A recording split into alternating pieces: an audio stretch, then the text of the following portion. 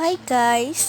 So dyan ay manonood po tayo or magsi-search po tayo ng kung ano-anong search na pangalan. So kakanta mo po tayo dyan ng Suhay, Sibay, Pukimak. So meron pa po yung muna na bawal sa bata, and so kailangan pa po yan bantayan ng nanay, and dyan po ay masi-search po tayo ng pangalan para po magkaroon po tayo ng pagbabasa, pagsulat, ganun na rin po. And dyan na po ang magsisimula na magsi-search po tayo ng name. And then yan.